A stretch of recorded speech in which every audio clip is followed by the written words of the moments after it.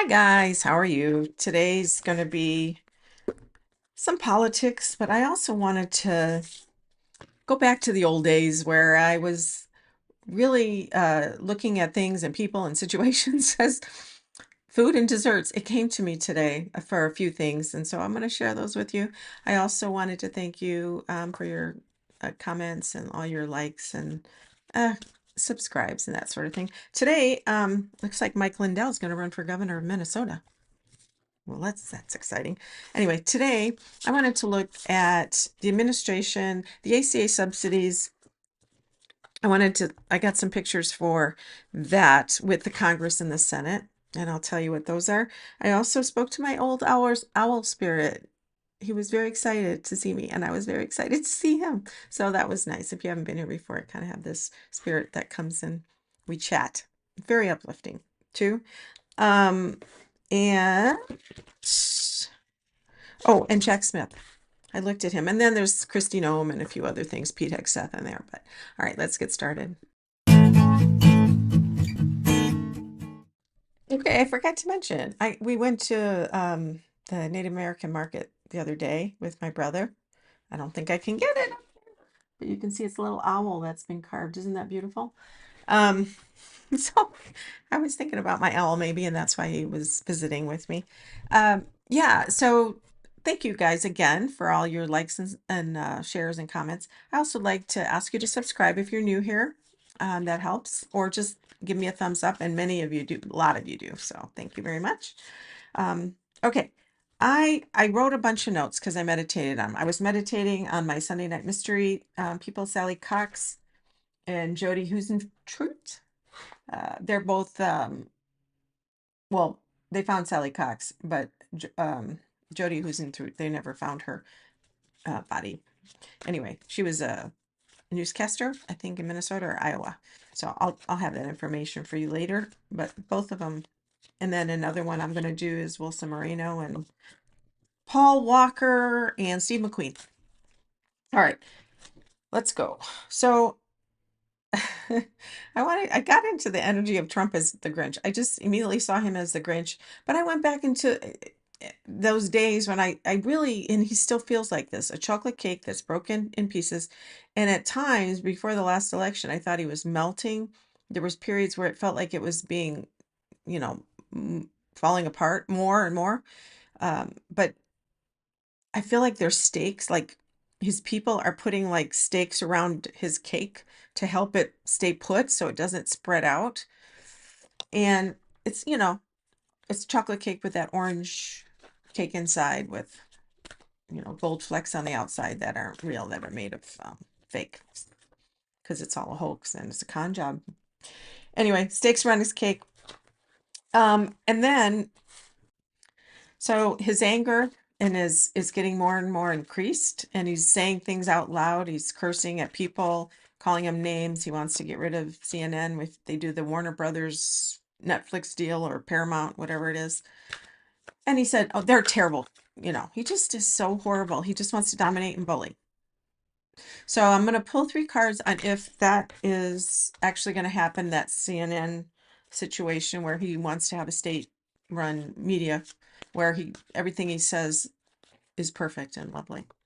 So we got the 5 of Cups, 7 of Wands, which is a constant fighting, and a 5 of Pentacles. So not going to happen. It's looks like there's, look at this sad guy. Very sad. Trump's not going to get his way, and he's going to be on the outside. Is this him or is this us? Well, I see this feather. You guys can see that feather inside the wall there. These are my crow tarot. That's a good sign. That means we're divinely blessed in this situation, regardless of what happens. 9 of Cups, there's an offer. 3 of Swords is grief, and the King of Pentacles, there he is. Although he's a Leo ascendant Gemini. So I think this feels like there's going to be an oversight, what's the corporation or the commission that oversees telecommunications or monopolies and that sort of stuff. I'll put it here because I can't remember. But yeah, I think they're going to oversee that, and they're not going to let that happen. Or it could be Paramount or one of the Netflix are going to, even though they want to have this merger or divest or whatever it is, and they're going to probably give him money to help them push this forward in one of those groups. I do think they're not going to sell it or get rid of it, but I do think they will take it off the table somehow. Huh. But ultimately not. Ultimately is fine. Ultimately, don't worry. Media is going to still be in our hands. Don't worry. I mean, they keep trying to chip away at it, but don't worry. Now, his health, I told you guys, I don't, I still, now this feels like I still see those particles in his blood. I do worry about stroke or whatever those mini strokes are when you get them in your neck. Yeah.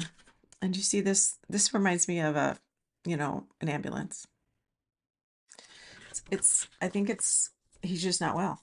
And I think he knows it. And oh, yeah, that's weird. Nine of Swords, he's losing sleep, even though he stays up all night tweeting. He's losing sleep about it. And that's what makes him so angry. And he knows his popularity is going down. He knows that he's hitting a wall. That's why he's doing this affordability spin tour, making up, well, they're not facts. He's making up stories, fairy tales, like I said in my last video. Telling everybody this is the reality and don't believe your lying eyes. Don't believe what you see. Believe what I tell you. People know. People know. Anyway, yeah, I feel like by the end of December, there's going to be some health event. And I thought it would be he'd be hospitalized or something, go to the doctor or something where he has to get checked out again, has his second or third annual. Am I right? I mean, I don't wish bad on anybody. I'm just joking because they just like to make words mean something different. They want to see facts mean something that they're not. They want to see what they say to be true, whether it is or not. That just what comes out of our mouth is the reality. Take that as gospel. Anyway, so when I got into this whole big thing between the Republicans, that some of the Republicans are now splitting off about the ACA subsidies. Oh yeah, just FYI, my son gets his health insurance through his company that he works for, and it wasn't a lot he had to pay. It's not the most high paying job, but it's going up tenfold, tenfold. So he's not going to take it from his employer. He's going to go to the ACA. He went there and it's about half. Even though it's up higher, it's half of what he would have been paying. He's still getting his vision and dental through his work, but still, it's going to be bad. And mine, I think I mentioned, is doubling. Mine is doubling. So I know anyway. So the ACA subsidies, I think if the Republicans it's so stupid. They can wear that as a badge of honor on a flag, on a horse and go, we are saving those subsidies for you guys because we love the common man. But they don't get it. But part of them do. Part of those Republicans do. Places like Missouri and Arkansas and West Virginia and Oklahoma, Tennessee, Kentucky, those red states they don't have a lot of money. Sorry, guys, you just don't. That's reality. So those senators and congressmen from those, or women from those states, no, it's a problem. So I think they're going to peel off, and they are. So when I looked at the ACA conversation and all these competing ideas or plans about keeping some of it or letting some of it go or repealing it, and this new Trump health plan that's going to be unveiled in 2 weeks, a month and a half ago. I saw, I don't know if you guys know what I'm talking about. It's like a wall, and I think they have it on um, Price is Right sometimes, where you punch your hole through a paper and you go in and you grab something. You have to guess, there's all these different numbers, and he's trying to guess what the numbers are, and you get luck and pull it. That's what I feel like. There's all these ideas, and we're punching our hand through these paper hole, through the paper to this hole and bringing out this idea. It's very like a carnival game. Like, we don't know what we're doing. We're grabbing this and that. That's what I feel like right now is happening. They don't know what they're doing. But what I did see is a candy cane. So I feel like the candy cane is Christmas or the holidays.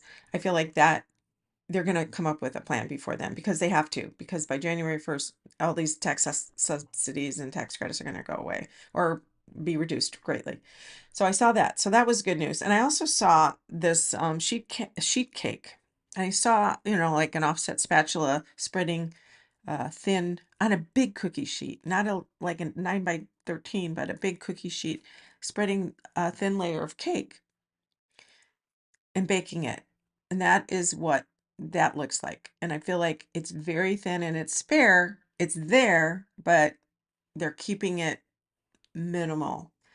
You know what I mean? This is what they're going to give the American people, or agree on, I guess, after they punch the holes. Or maybe it's the temporary. They might just do a standard temporary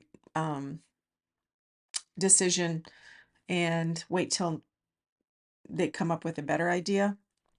But it feels very thin and very lean. Maybe that's it too, even though cake can't be lean. But that's the feeling. I saw that, and it's chocolate, if that helps any. And it feels sparse helps. Then I saw, I wanted to get into the administration, and I saw it like a whirling dervish going sideways, like, you know how they do that, those Turkish dance, I think it's Turkey has those dancers, and they spin and their dresses or their skirts go way out. But I saw it going sideways, kind of like a tilt-a-whirl, or in the, again with the carnival. Maybe that has something to do with it. But it's going sideways. So this administration's kind of like spinning, but going sideways, like it's maybe kind of like a tilt-a-whirl. Doesn't know what it's doing. I saw that. And then I saw Karoline Leavitt crying. I don't know what's happening with her. I know her brother did something stupid and got his baby mama's, she was a DACA recipient, and somehow he got with the new lady and got control or guardianship of his own children and his child. And they were going to deport the DACA recipient, the mother of his child. It feels close. It really does. It feels really close. Like she's either out or really close. What a horrible thing. I don't think that has to do why Carolyn Leavitt's crying, because I don't like her. She says she's a Christian, but she's not in any Christian-like person that I've ever met or respected. You can have opinions or beliefs or faith, but Christ loved everyone regardless. So that's not very Christian. She lies. That's all. Just saying. So and then I see her crying. I don't know what it's about. She's at the podium or near the podium or crying about something. And then I see Pete Hegseth. He's in the Pentagon and he is not doing well. He is in a corner. I see him cornered and kind of crouched down, like he's almost hiding. He's getting to be afraid that Trump is going to pull the trigger on him. I don't know, literally, but I don't think so. And the funny thing is I like a good Hostess cupcake. It looks so pretty and perfect with the little white swirl. You guys know what I mean? But then when you eat it, you bite it, it's good until you get to that white center, which is supposed to be cream, but it's more chemically and whipped up, partially hydrogenated oil and stuff. And I scoop it out. That's Pete Hegseth. I see him as something real pretty, and it looks so nice with its little swirl and its little pocket square. Da, da, da. Anyway, but inside, it's chemicals and yucky that you gotta take out and anyway. But he feels nervous. I feel like he's back. His back is to the corner. Yeah, he's backed in. He's still, ego is strong. He's still feeling strong. Do you think him drinking more? Like I said that before, but he is. Yeah, it's not good. Kristi Noem, I I saw this really funny image and I wanted to share it with you. And her name, Gnome, right? Noem. I saw her as a Gnome, but gnomes. You know the little gnomes you put in your yard? I saw her as this. It's like she was an elf and she got on Santa's like assembly line and it turned bad, kind of like one of the gremlins from the Gremlins movies. And this gnome has pretty brown hair and it's like got its hands on its hips and it's just standing there. And this yard that it's in is like dirt, not even gravel, because gravel's sort of intentional. It's dirt. It's like nobody's taking care of the yard. There's just little junk and little corners that have grass growing. I'm picturing it like an Arizona yard where there's nothing happening. So it's just dry. And somebody who's not taking care of it. And she's standing there in that yard in her little gnome self. And she is very breakable. She thinks she's in charge of the yard and it's her space and she's going to take care of it. She's guarding it. And it feels like she's ridiculous. It feels like she's ridiculous. And people look at that maybe and they drive by that house or whatever it is and they go, that is the stupidest looking thing. It's almost like it comes alive and watches people as it goes by in a weird way. I know that sounds kind of creepy. Like, oh, yeah, anyway, like a gremlin. But I had to tell you that Henri, and it's like she was a joke. That's what it is. She's like a joke to her. She doesn't realize she's a joke. That's the thing. She doesn't, and how ridiculous she looks and she acts. And I really don't think it's ever going to change. I really don't. That dust is going to build on that gnome in that yard because the wind is going to blow around, but she's going to stay there and think she's doing the right thing. Anyway, there's that. So then I looked at Jack Smith. I'm going to end on my owl spirit because that's nice. Although Jack Smith is awesome. I get into his energy and he's angry. He really can't wait to talk to Congress or the committee and talk about being a special prosecutor and all this stuff. And where he got his information and he lied about this and he lied about that or whatever. He cannot wait. I feel him very angry, but it's a deep, like underground kind of seething, ready to explode kind of anger. I don't know if he has anger issues in life, but I know he rides a motorcycle, so maybe he gets it out. I don't know.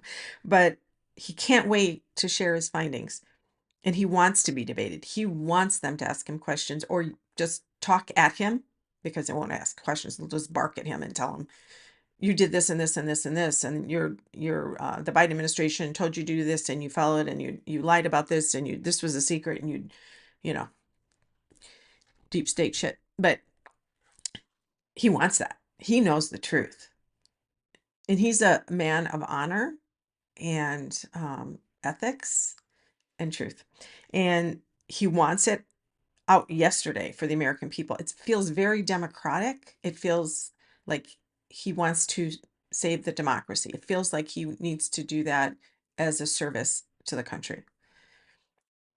Just saying. And it feels really good. Like Mr. Smith goes to Washington kind of vibe, you know.